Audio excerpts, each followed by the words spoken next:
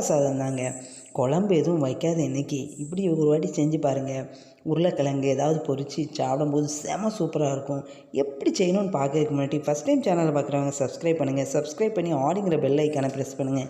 அப்போ தான் நான் போடுற வீடியோ உங்களுக்கு நோட்டிஃபிகேஷன் வரும். ப்ளீஸ் நண்பர்களே, வீடியோ ஸ்கிப் பண்ணாமல் பாருங்கள். பிடிச்சிருந்தா அவங்க ஃப்ரெண்ட்ஸுக்கு நிறைய ஷேர் பண்ணி விடுங்க.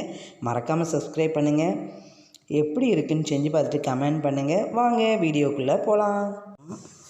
கேஸை ஆன் பண்ணி தவாவை வச்சுக்கலாம். ஆயில் ஊற்றிக்கலாம். 1 ஸ்பூன் கடுகு போட்டுக்கலாம். 1 ஸ்பூன் உளுந்து போட்டுக்கலாம். 1 ஸ்பூன் கடலைப்பருப்பு போட்டுக்கலாம். வத்தல் பிச்சு வச்சுருக்கேன், வத்தல் போட்டுக்கலாம். எல்லாம் நல்லா பொரிஞ்சிருச்சு. இப்போ தேங்காவை போட்டுடலாம்.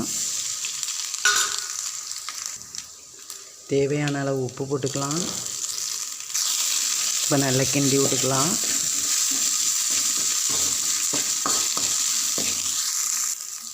இப்போ வடித்து வச்ச சாதத்தை போட்டுடலாம்.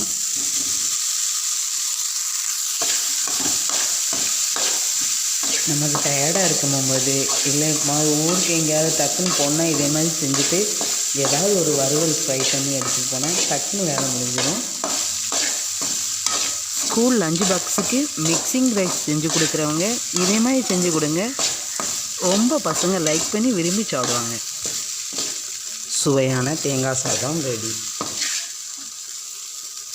இந்த வீடியோ பிடிச்சிருந்துச்சுன்னா லைக் பண்ணுங்கள், ஷேர் பண்ணுங்கள், சப்ஸ்கிரைப் பண்ணுங்கள்.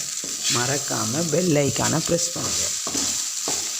சப்ஸ்கிரைப் பண்ண மறந்துடாதீங்க. பிடிச்சிருந்தா லைக் பண்ணுங்கள். எப்படி இருக்குன்னு செஞ்சு பார்த்துட்டு கமெண்ட் பண்ணுங்கள். நன்றி.